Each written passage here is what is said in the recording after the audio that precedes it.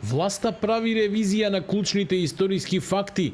Опозицијскиот СДСМ денеска обвини дека со неспоменувањето на членството во НАТО, членството во Обединетите нации и кандидатскиот статус во Европската унија во спотот за 35 години независност, но и како што велат срамниот и понижувачки однос кон државното знаме, власта се обидува да прекрои дел од поновата македонска историја. Од партијата велат дека наместо одговор кој е виновен за спорниот приказ на знамето на прославата во Охрид, јавноста добила објаснување дека станува збор за уметничка инсталација. СДСМ сега бара владата да каже кој бил задолжен за визуелниот перформанс и кој ќе понесе одговорност за, како што го нарекуваат, понижувањето на државниот символ. За ова мора да има последици.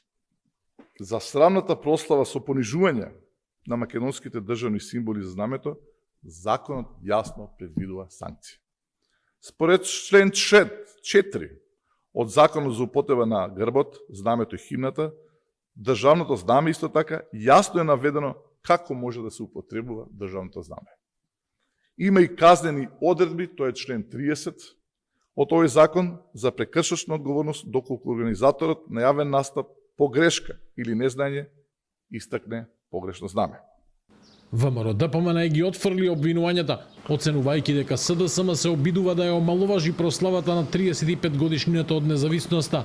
Од владеачката партија појаснуваат дека спорниот приказ не е погрешно државно знаме, туку дел од уметничка инсталација на која е прикажана рефлексија на сонцето.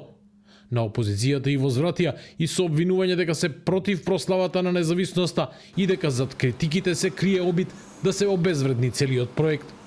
Им пречи македонштината, им пречи историјата, им пречи убавината, им пречи тоа што наши македонски изведувачи, актери и пејачи ја шират македонската приказна, ги цитираат стиховите на Рацин, на Конески, им пречи што се пеат стари народни македонски песни, им пречи тоа што веќе нема подолби, политички лешинари и глодари, таков талок на општеството, 35 години ја уништуваше Македонија. Истиот тој талок го промени знамето 2 пати, името 2 пати, уставот неколку пати, го избришаа дури јасно, ги прифатија сите срамни предавства на штета на Македонија за тие да се ги полнат своите џебови.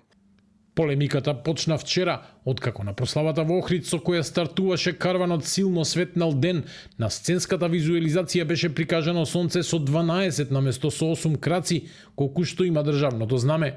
Фотографиите предизвикаа реакции во јавноста и на социјалните мрежи, а одговорот владата на прашањето кој го одобрил визуелното решение нема и денеска. Во меѓувреме, карванот Силно светнал ден со кој се одбележуваат 35 години од независноста продолжува.